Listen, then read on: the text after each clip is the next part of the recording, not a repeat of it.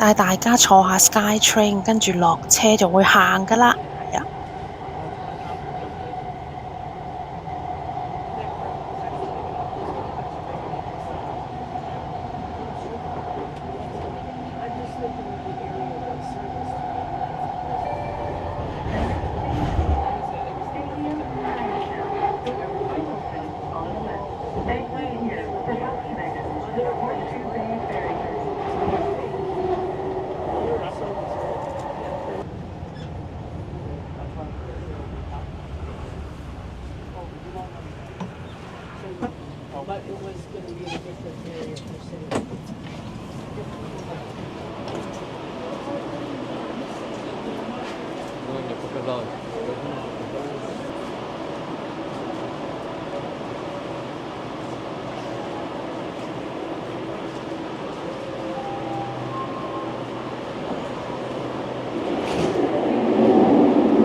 月台大致上都係咁樣嘅裝修啦，都係 stand behind the yellow line 嗰隻，咁啊個月台個車站都係差唔多㗎啦。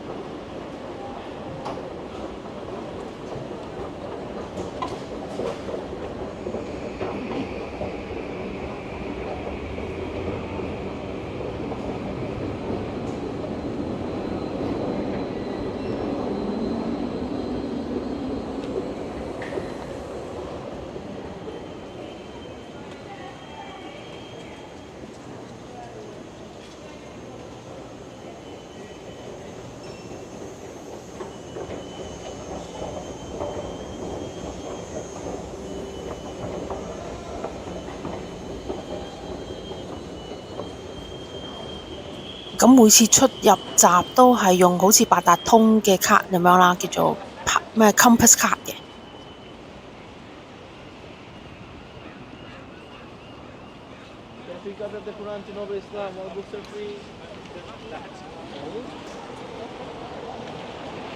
可以話聲俾大家聽，左手邊嗰個好似古舊嘅建築係一個軍營嚟嘅。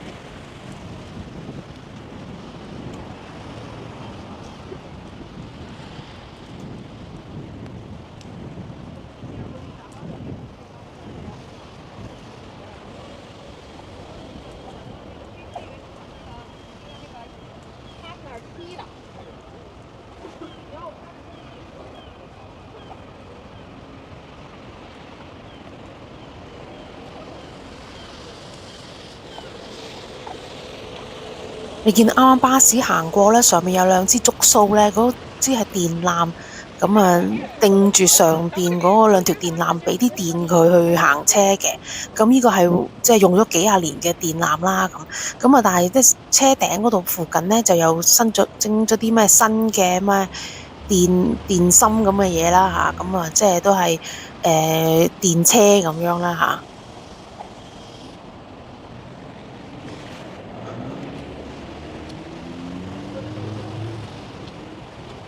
所謂新舊融合嘅環保電車啦。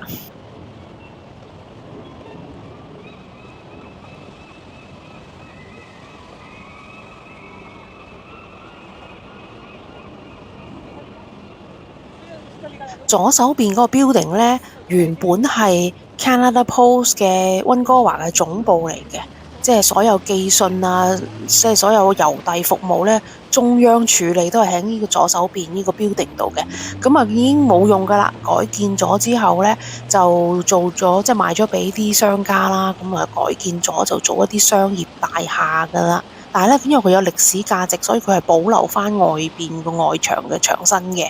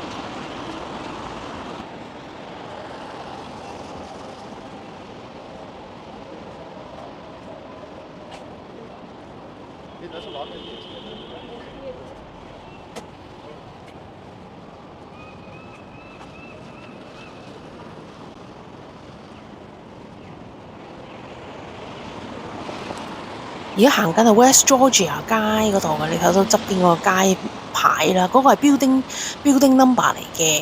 咁啊左手邊巴士站啦，有蓋嘅。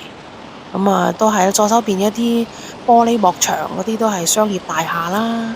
咁當然前邊寫住 P 嗰個 parking 啦，有 parking 嘅標誌啦。咁啊即係舊嘅 building 同新嘅 building 都有得融合嘅。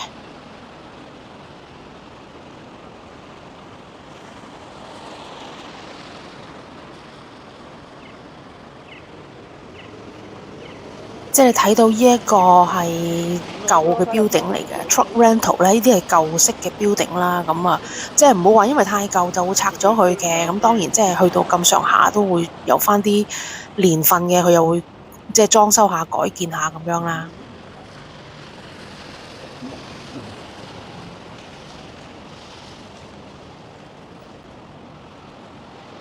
呢一橛路咧，我就將個速度去轉去1.6倍咁樣，驚即係悶親大家，所以咧快速咁樣行咁樣啦嚇。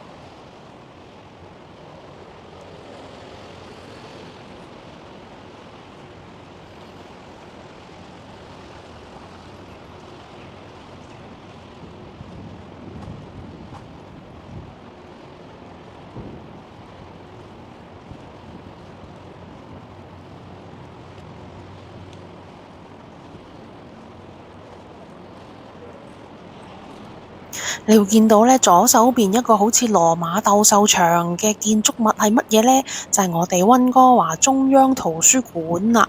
佢係以羅馬鬥獸場嘅建築圍住圈圈咁樣嘅，入邊藏書量係好豐富啦。咁啊側邊有條巷仔咁樣俾你行下街，咁有啲即係小鋪仔咁樣俾你買下嘢食啊咁樣咯。再加埋佢有個環保概念咧，就將啲自然光咧注入去嘅，所以個建築係好特別嘅。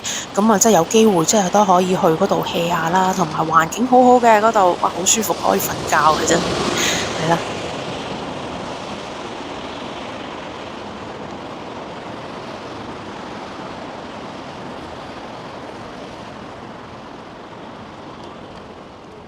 過馬路要小心，呢個人車爭路嘅後果啦。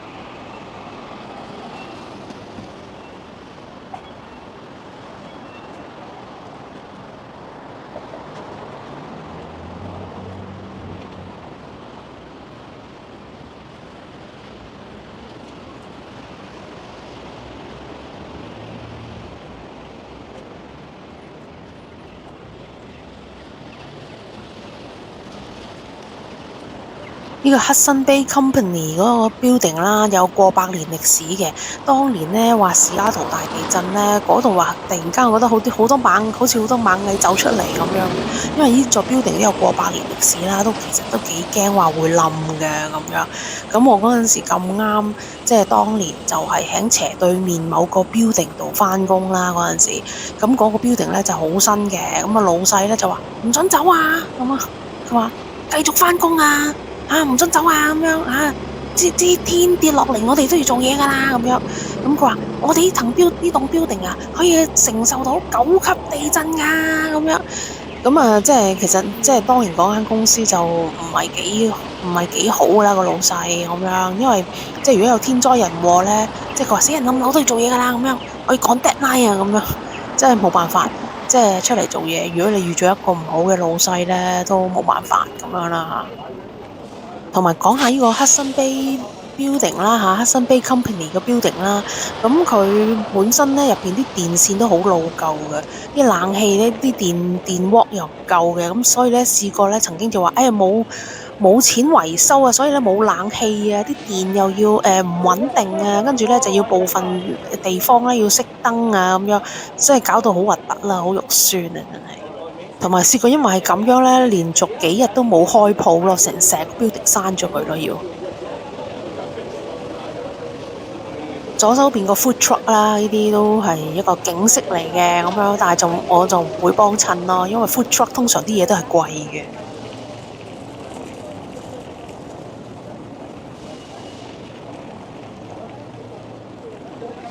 咁呢段片都係差唔多啦，係去到尾聲咁滯啦，一直都係啦，右手邊仍然都係 Hudson Bay Company 嗰個 building 啦，因為圍住框框咁樣行一行咁樣，咁啊行到尾嘅時候呢，就會去到巴士站嗰度就會差唔多完噶啦，咁啊即係最主要都跟住呢啲旅遊人士咁拖喼行嘅啫咁樣。